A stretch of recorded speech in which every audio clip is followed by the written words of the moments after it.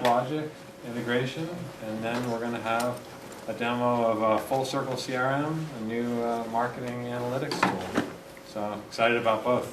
Thank you. Thank you.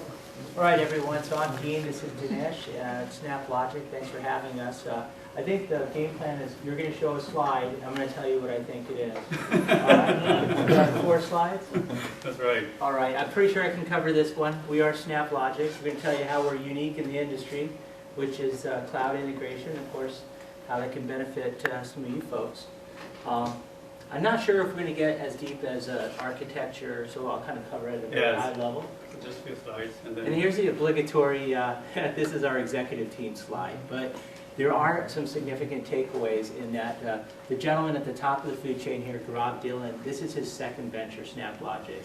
He's a former CEO and the founder of Informatica, a platform that, arguably won the data integration wars back in the client-server days when,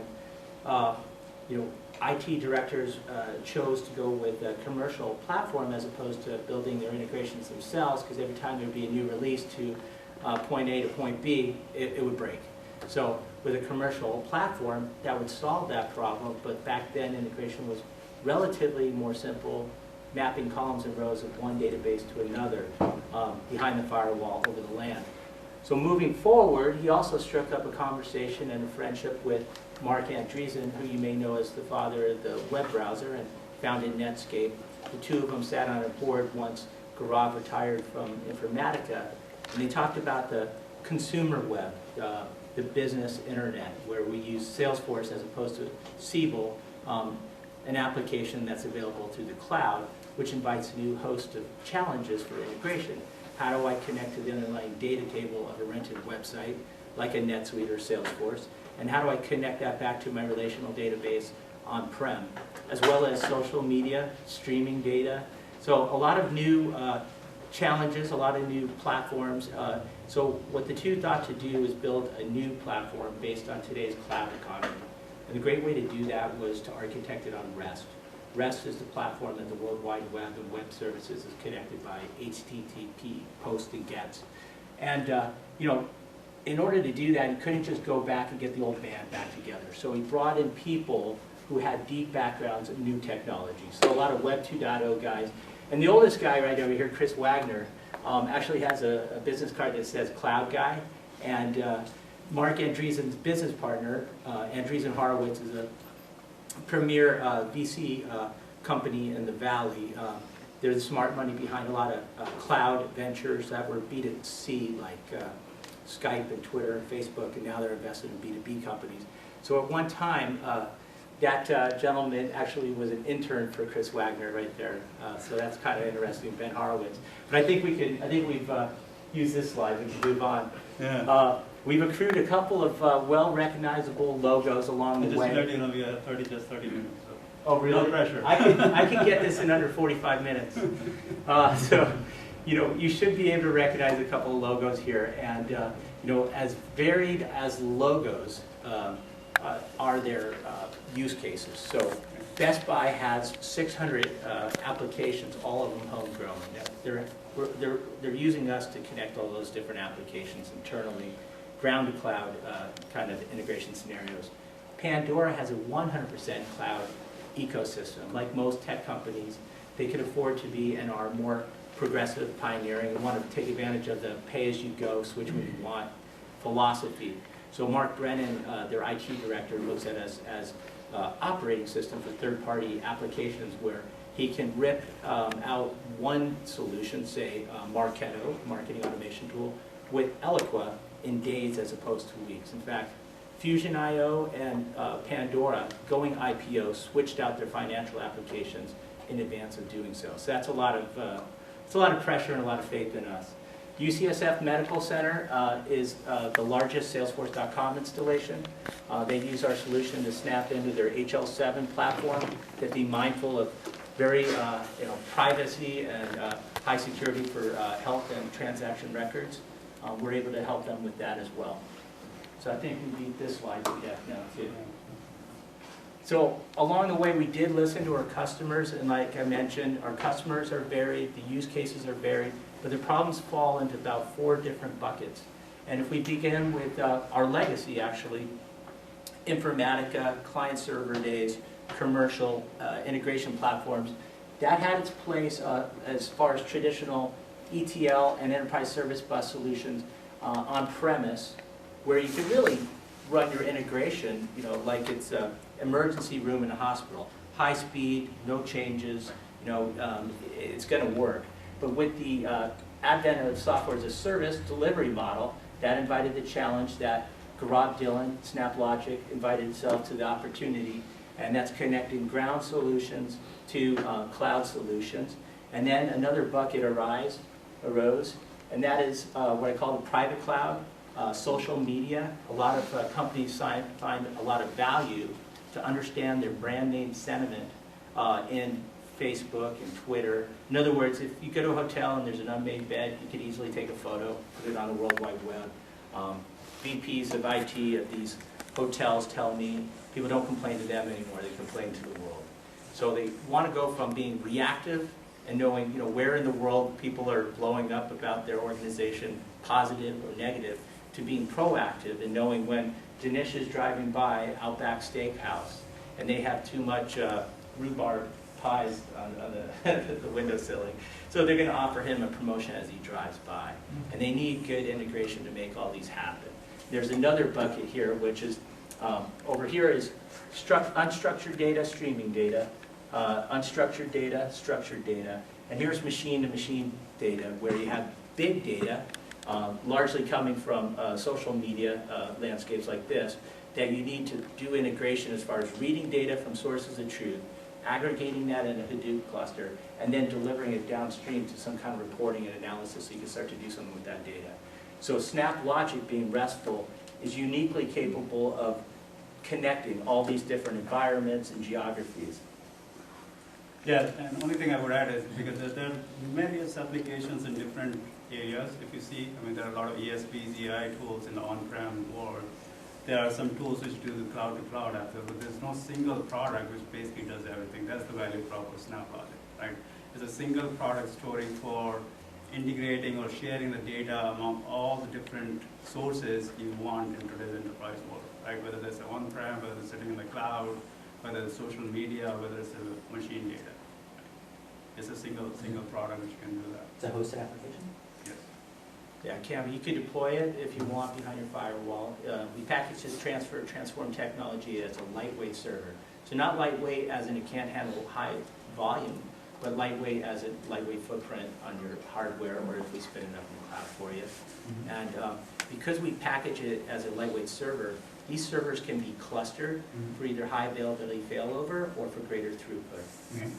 Having said that, we also have an option of deployment on-prem if you want to deploy this within your firewall. Right? You want the data, you don't want your data to come out of the firewall. Right. You can actually do that, right? So we have all that flexibility in terms of where you want to deploy this, whether it's in the cloud or whether on-prem. So yeah, the significance of the last slide. You got a question? Yes, I do. So is this similar pretty much to the BEA, but you have it on a Java client in the cloud? That's pretty much it. Yeah, so it's actually a little bit more than that.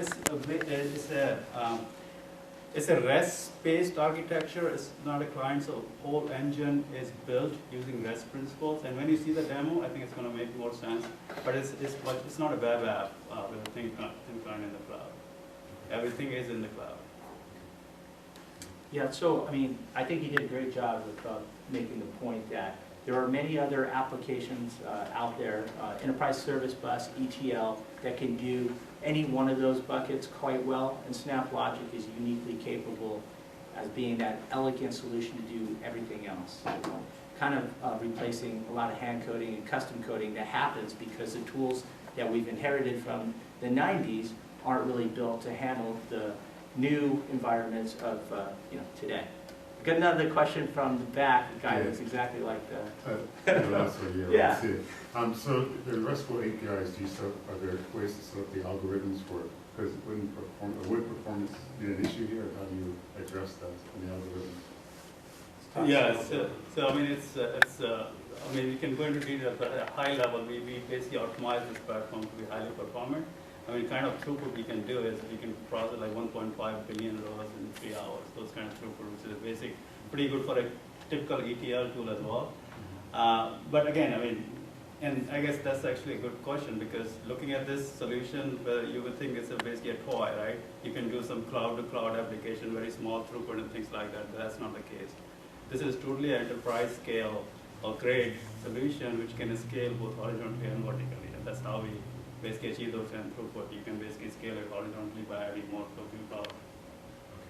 So when I'm starting a new relationship with a customer, I have mid-market customers, enterprise customers with different use cases. So when it comes to scalability, we look at both price and performance, and we might start off with a cluster of 1 head node and then 4 execution nodes. And then we can kind of look at, if they're going to put it on their hardware, then their machines really are a factor that we don't know, and so many other variables. So we kind of start to look at it from that kind of approach and evolve with them. But Which OS is it on? So it supports both Linux and Windows. People been doing installs? Yeah. Yeah. Ubuntu and CentOS, Red Hat, basically. Yeah. And I think the benchmark that you mentioned, 1.5 billion records that were written to a database in a span of 3 hours, was done with a cluster of 2 nodes, and that was done for one of our newer customers, Activision. And I think we might have time to show you one of their slides. They have a really, really cool use case. Essentially, there's gamers that play with their games online, and if they don't know what they're doing on the game, they drop off, which is not a really good experience. So they want to use big data clusters to gather information about each individual's experience and learn when to say, hey, Dinesh, put down the bazooka, maybe you want to use the handgun, something like that. Yeah. So definitely a lot of data coming out of Is it that. doing cross-node synchronization on real time, or is it data specific to each node? How does it work? Yeah, so actually, so we are in the middle layer in terms of pulling the data from there and very highly performant, push the data to another system. So in this case, they use their own CRM, they call it GRM, Gaming Resource Management System. So we push the data to that particular system, That's and then they have the logic on top of that to basically mine the data. Okay. So our tool just pushes the data. It's basically the plumbing between those 2 applications. Oh yeah, okay, I know this slide. So one of the principles of our solution that makes us unique is that we're a hub and spoke model, which means that we need to be able to connect to or read any kind of file, and also be able to allow you to build orchestrations in an environment that is a neutral canonical environment. It gives you a lot of ability as far as modular design for deployment, the ability to connect multiple endpoints very easily and quickly, as well as to build out the orchestrations quickly. And this abstraction layer, this design environment, allows you also to maintain these orchestrations in a real business agile kind of fashion. So if I use Pandora, for example, the company that has 100% cloud ecosystem, they originally came to us with 15 different unique endpoints, 15 different cloud solutions that they had written integrations to all of them, which comes out to a multiplication effect of 105 different unique integrations that they're both building and maintaining. So with our solution, we're able to connect to all those different commercial applications, web services, as well as a lot of germane files, and allow you to quickly snap them together, create your orchestrations, and then maintain them. So I guess, the only differentiating factor, any data integration platform you look is going to have connectivity, translate, and just deliver, but we are unique in the sense that connectivity, right? So out of the box, we have 150 connectors. If you look at other data integration companies, they've been around for 20 years, and they just have 20 connectors. Right? Another is, in the delivery time, we do streaming, right? In addition to real-time batch, you can actually stream the data from one application to another application, because again, using the REST architecture we have within the engine. Right? Delivery is something that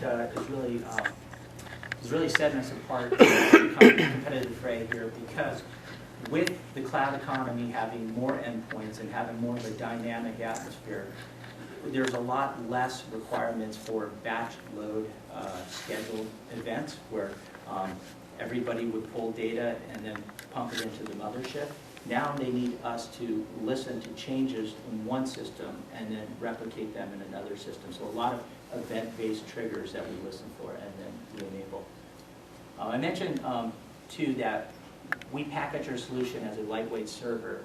Advantage for scalability is that we can scale like an app server, so we can scale out horizontally, dynamically, or we can do vertically based on throughput and performance and price.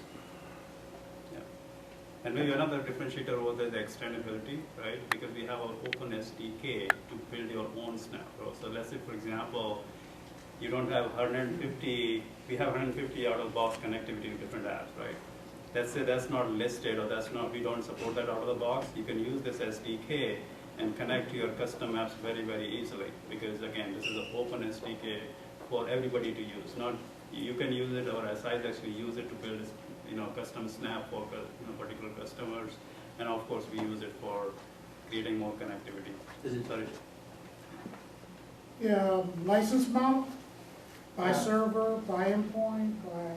Yeah, so a lot of procurement, departments that I've worked with, they prefer some kind of CPU pricing, but our pricing is an annual subscription. So like software as a service delivery model has their licensing.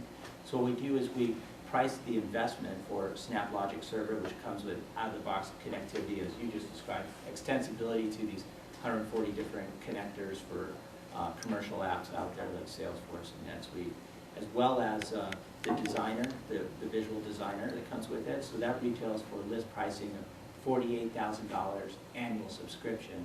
And you can add to that if you have some kind of either high availability failover requirement, or if you have some bandwidth requirements that requires you to have more CPUs.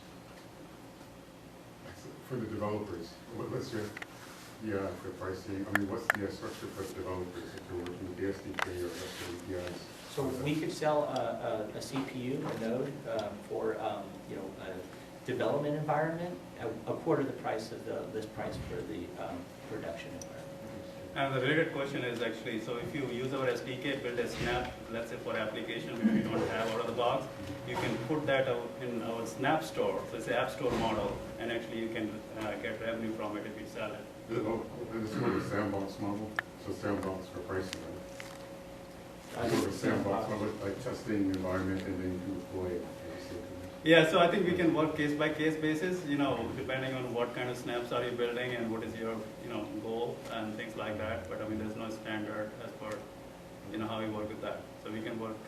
Yeah, so it'd be $48K annual subscription for SnapLogic Server, and then it'd be 1/4 the price for another node for high availability failover or for sandbox environment that you're describing. Yeah. Then there are some snaps that we do charge a very nominal fee for. For instance, Salesforce.com connector is $3,495, our most popular one. Our most expensive connector is SAP, very robust connector. And that's a drop in the bucket towards compared to most people's SAP investment, right? I should say too that the connectors that we built, they're intelligent connectors. And we kind of stole a page from Apple's playbook here, where if you look at the iPhone versus, say, Research in Motion, the BlackBerry, one was a closed proprietary messaging system, another one embraced the World Wide Web. So when we download apps or games on their platform, they're not building Angry Birds. They have developers out there in the community that will build it for iPhone. So likewise, we don't have to build the connectors to all these third-party applications out there. And progressive companies want to go that way, but now there's hundreds, if not thousands of them. It would be impossible for SnapLogic to have a development team to do it. So we have an open API that snaps onto our platform, right? So what we'll do is we'll certify it, we'll QA it, we'll provide first call support. Most likely these will be free because it's advantageous to the developers, the ISVs, and the system integrators that are writing them today. What's your turnaround time? So a typical snap, and they vary from, requirements, right, is about 2 weeks. On I'd say the longest end would probably SAP, But some of these snaps were written, strategically by our company, and other ones were when customers will come to Dinesh and I and say, well, look, you got 4 out of the 5 connectors I need for my use case. Can you build that 5th one? Who's the vendor? Let's make the call to ISV. And, they want to write it to win more business and to keep the business of our customers. figure out this integration point, like if I had to like build it into our system, we have a REST API, JSON based. Is there a discovery feature where I just point it at, the URL and give it the basic credentials and they'll just know what's there? But there's, Absolutely. That's what we do is can introspect based on your API, and we can show that to you. So hopefully that gave you some initial idea. I'm going to very quickly do a demo so that give you a little bit more idea about how the product works, right? And then you can go. So for the demo, it's again from opportunity sales order. So if you close an opportunity in Salesforce, it's going to basically pull that, it's going to trigger Snap Logic behind the scene, and Snap Logic is going to pull that data, process the data, and create a sales order in NetSuite, right? So it's basically end-to-end business. So again, the way it works is we have concept of Snap, which basically snap into Salesforce. We pull the data in Snap Logic server, and there we do some processing with the data, for example, some data operations. You can basically do enrichment of the data, and then you can push that to data downstream application, right? So idea here is basically a hub and spoke model. It's not point to point. You can have multiple sources coming in, then you can massage the data, and then basically put the data out to multiple downstream applications. Okay? when you massage data, you allow things like concat and what else? What else are the functionalities? Various functionality. So anything you can think about in a data integration scenario, join, merge joins, or regex, string operation, data operations, you name it, right? So any kind of data massaging you do. We also have actually connectivity to data quality, so you can do data validation, for example. What triggers? Well, through our basically connection to, we have a partner called Trillium, which is a data quality company. So we can push the data to Trillium and basically get the cleansed data back, and then you can push the data to the downstream applications. Okay. What about triggers inside there? So to meet certain conditions, then we can separate out, like basically programming logic. Can that also support inside there, or is it just the basic? You can do filter, routing, everything. You can build very, very sophisticated business logic with all the pre-built functionality. It's not logic server. Let me actually show you the product a little bit. So this is the designer interface where you're going to basically create a business logic which you are talking about, right? So for example, I'm going to give you a very simple use case in which you're going to pull the data from Salesforce, opportunity object, and we push that data to an on-prem database table, okay? And how do you do that using Snap Logic? So in terms of the UI, there are 3 sections of it. You can see the foundry, that's where all the snaps lie. And the snaps are nothing but the connectors, adapters, or whatever you call them to third-party system, right? So in this case, because you're going to pull the data from Salesforce, I can come in here, type in Salesforce, and each of these snaps or connectors have wizard, right? So you can go through that to basically create a connection. So in this case, I would like to create a new connection, Salesforce. And once you put in your login credentials, what this snap is going to do is going to go and introspect, to your point, that particular Salesforce instance, and basically bring all the objects, whether they are custom objects, custom fields, into this interface, which are available for you then to basically drag and drop and create the data flow or pipeline or create a business logic. Okay? So I already did that. So once you finish, you're going to get something like this here at the top. Folder like this, Salesforce new, and you can see it has all the different objects which are in that particular Salesforce instance. And in this case, because you're going to pull the data from opportunity, I'll go to that.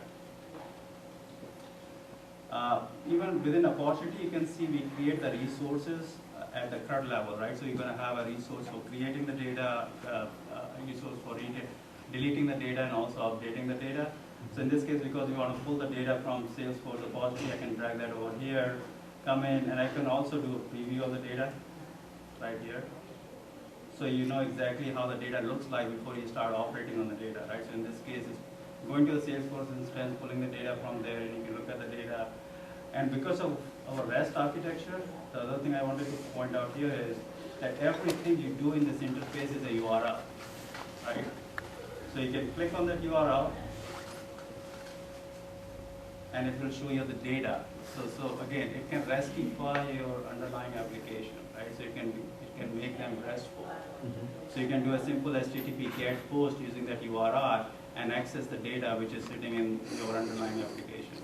And What's the source behind that? You still have view source? yeah, this is XML actually. Okay. Yeah. Do you have And JSON feeds? Yes, so that's another question. So you can actually, this is text, we can actually do JSON as well.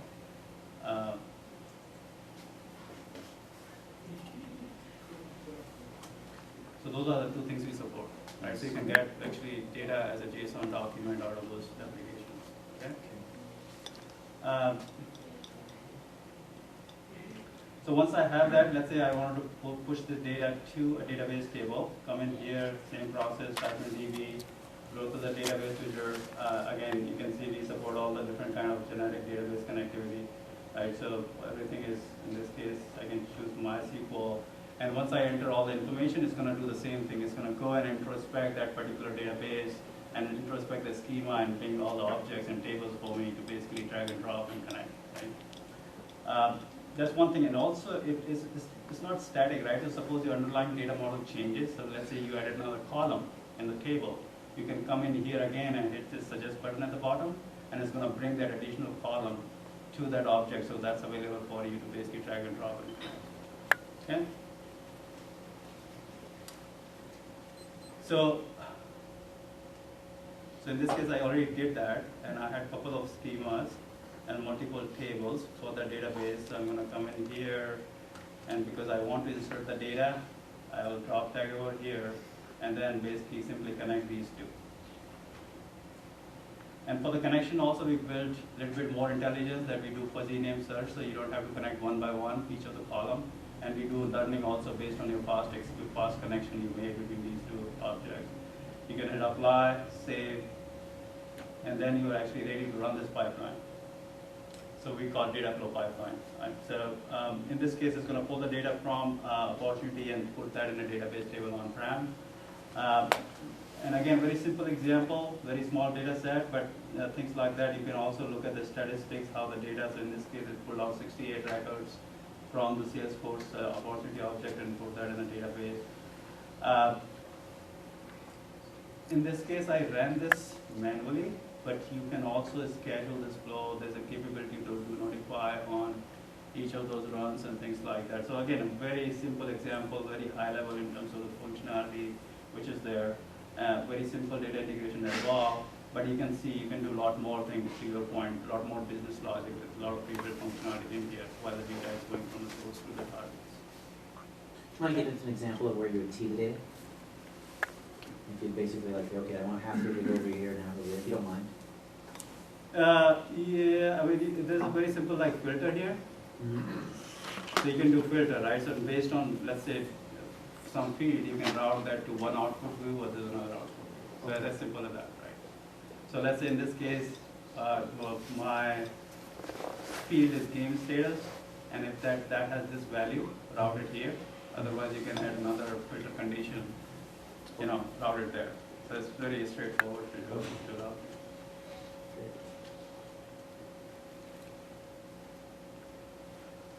I think our time is up. Yeah, thank you. Any other questions? Good questions. Yeah, just wondering what, you showed that suggest button, which is really nice. But what happens when something changes and you're expecting data to come over, and also then is there a way to enforce like referential integrity or something like that, so you can sort of have an alert like, hey, this is breaking this now? With Salesforce, for example, someone kills a column, right? What happens? Yeah, so again, you can do multiple ways. I mean, there's a notification capability here. If a particular data flow fails, let's say that column is not there anymore in Salesforce, and you basically run this pipeline, it's going to fail. So you can get an email notification that this particular failed, right? And So then you it can just go fails right away. It doesn't give you partial data. It just says, no, this is broken now. Well, it will give you partial data, but if you're using that field to do some operations in here, like for example, a string operation or something, it's not going to find that data and it's going to fail. But if you're not using for that, yeah, it's going to still pull the rest of the data. Can you configure so that we do a hard stop? Yeah, absolutely. So again, the next point is that you can actually design a logic in this so that it gives you those kind of notifications, right? So again, there's nothing pre-built in the system to do that, but you can design your process to basically give you that kind of notification. And presumably we can save these little objects that we build and copy them and move them around, that sort of stuff. Yeah, save as, so everything is reusable here, right? So each component is reusable, each data flow is reusable, so you can call pipeline within pipeline and all that stuff, right? So anything you can do in a programming language, you can do it. Do you have to use the GUI, or can you actually type it in? GUI, for what, I'm Well, sorry? you're using a GUI now, do we have to use the GUI, or can we just type it in what we want to do? Oh, you mean not using the designer? Yeah. Yeah, I mean, so everything you see here is coming through what we call a snappy or API to our system. So you can actually use those API and make calls directly, right? You can, create this kind of pipeline in your Java program using that snappy.